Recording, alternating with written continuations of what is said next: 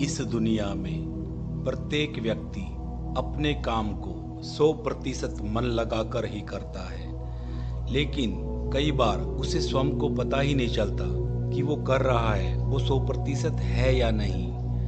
100% का ज्ञान हमें हमारे आसपास के लोग करवाते हैं। अगर कुछ कमी रह जाती है तो हमें बताते हैं, लेकिन ये मनुष्य ये दूसरे की सुनता ही कहाँ है। अपने आप को एक महान आत्मा समझने लगता है और दूसरे बताते हैं उसके बावजूद भी अपने आप को सर्वोत्तम ही मानता है, सुनता ही नहीं है। लेकिन हमारे इर्द गिर्द कुछ ऐसे लोग होते हैं जो हमारे वेल विशर होते हैं, हमारा भला चाहने वाले होते हैं। वो हमें एक सही प्रकार की गाइडलाइन दिखाते हैं, एक मार्गदर्शक देते हैं, लेकिन हम उनकी बात को इग्नोर कर देते हैं, मना कर देते हैं कि नहीं, मैं जो कर रहा हूँ वो सही है। लेकिन हर बार ऐसा नहीं होता है।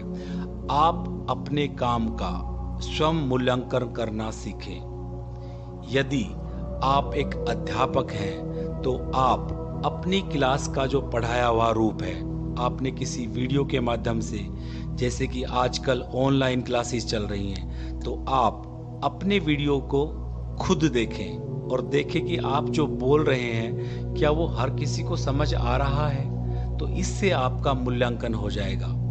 और आप और भी अगर फील्ड में हैं तो वहाँ भी आप अपना मूल्यांकन कर सकते हैं।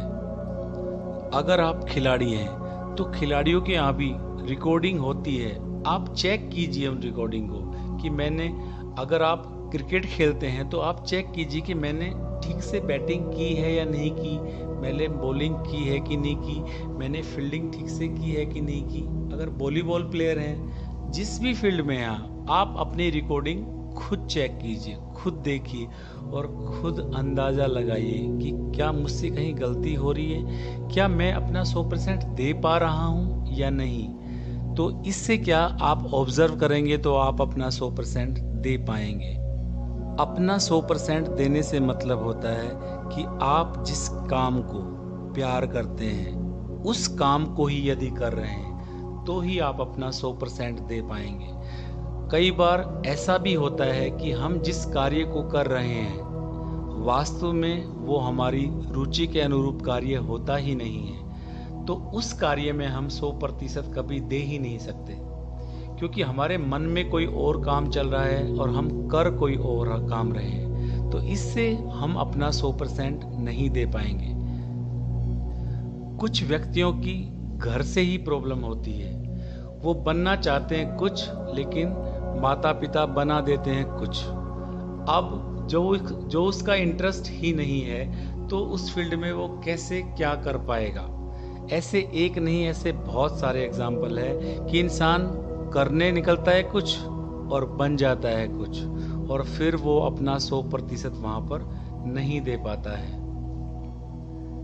अमिताभ बच्चन को कौन नहीं जानता, लेकिन उनके जो पिताजी थे हरिवंश राय बच्चन, वो एक कवि थे।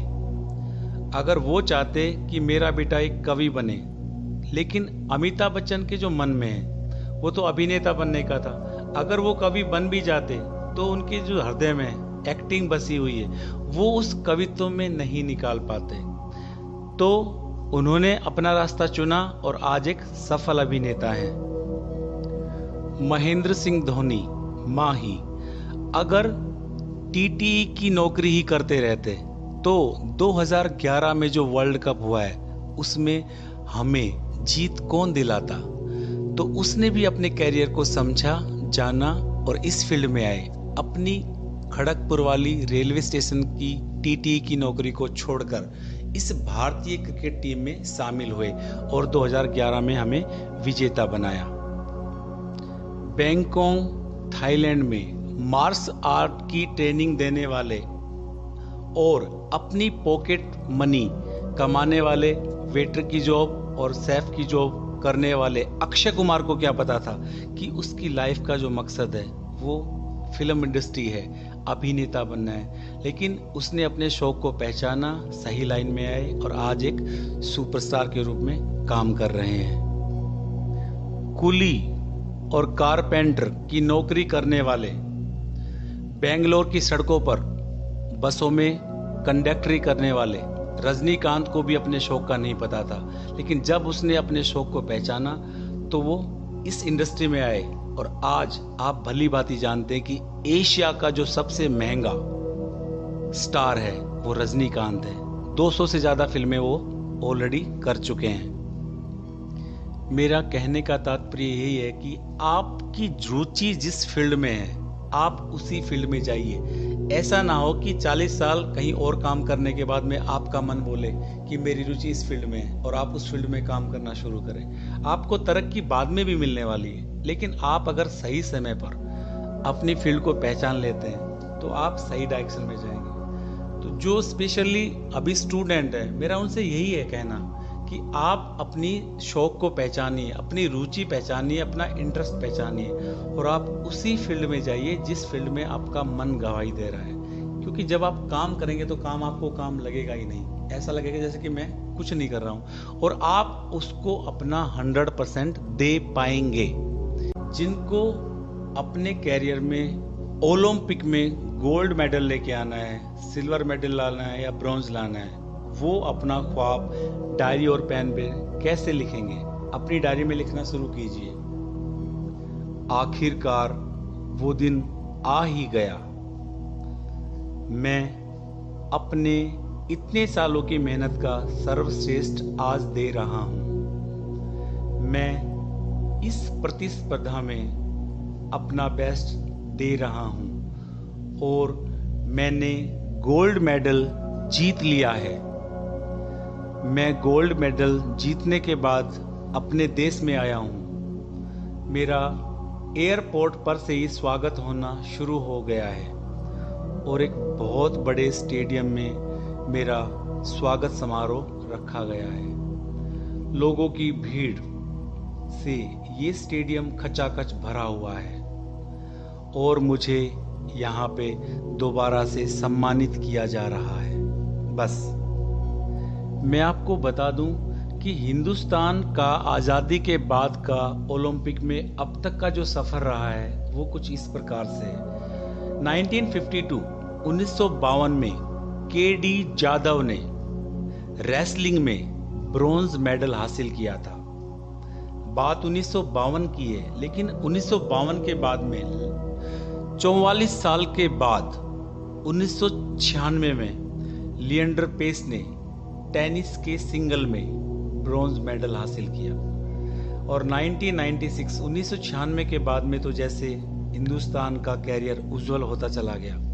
सही 4 साल बाद में जब 2000 में प्रतियोगिता हुई तो कर्णम मल्लेश्वरी जो कि वेट लिफ्टिंग में ब्रॉन्ज मेडल लेके आई। अगले साल जब 4 साल बाद फिर से प्रतिस्पर्धा हुई तो राजवर्धन सिंह राठौड़ ने शूटिंग के अंदर सिल्वर मेडल लाकर भारत की शान बढ़ाई। और फिर 2008 में 3 मेडल आए। 2008 में अभिनव बिंद्रा जो कि शूटिंग में गोल्ड लेकर आए, यह भारत का पहला गोल्ड था। 2008 में ही सुशील कुमार ने रेसलिंग के अंदर ब्रॉन्ज मेडल देकर शान रोशन किया। 2008 में ही विजेंद्र सिंह जी ने बॉक्सिंग के अंदर ब्रॉन्ज मेडल हासिल किया। 2012 हमारे पास 6 मेडल्स आए। 2012 में विजय कुमार जो कि शूटिंग से थे, उन्होंने सिल्वर हासिल किया। 2012 में दूसरी बार सुशील कुमार ने रेसलिंग के अंदर यहाँ पे सिल्वर लिया। 2012 में ही मैरी कॉम ने बॉक्सिंग के अंदर ब्रॉन्ज लिया। 2012 में ही सानिया नेहवाल ने बैडमिंटन के अंदर ब्रॉन्ज लिया। 2012 में ही गगन नारंग ने शूटिंग के अंदर ब्रॉन्ज लिया। 2012 में योगेश्वर दत्त ने रेसलिंग के अंदर ब्रॉन्ज लिया। उसके बाद 2016 में 2 मेडल आए। पहला साक्षी मलिक का रेसलिंग के अंदर ब्रॉन्ज और दूसरा पीवी सिंधु का बैडमिंटन के अंदर सिल्वर मेडल। ये थी भारत की अब तक की उपलब्धि। लेकिन अब हम में से कौन क्या मेडल लेके आने वाला, ये हमें डिसाइड करना है। अपनी तैयारी को इस कदर कर दो कि आपका गोल्ड आपके सपनों में दिखाई देने लग जाए, और सपना कब हकीकत बन जाए ये आप अपनी खुली आंखों से देख सके। मुश्किल कुछ नहीं होता है, इरादे जबरदस्त होने चाहिए, इरादों में जान होनी चाहिए। आपका लक्ष्य आपके सामने है, आपकी मेहनत रंग लाएगी। बस आपको अपनी मेहनत पे खरा उतरना है, रोजाना निरंतर अभ्यास करना है, और इस अभ्यास के बलबूते पर ही आप अपने आप को गोल्ड दिला पाएंगे, और मेहनत सफल होकर रहेगी।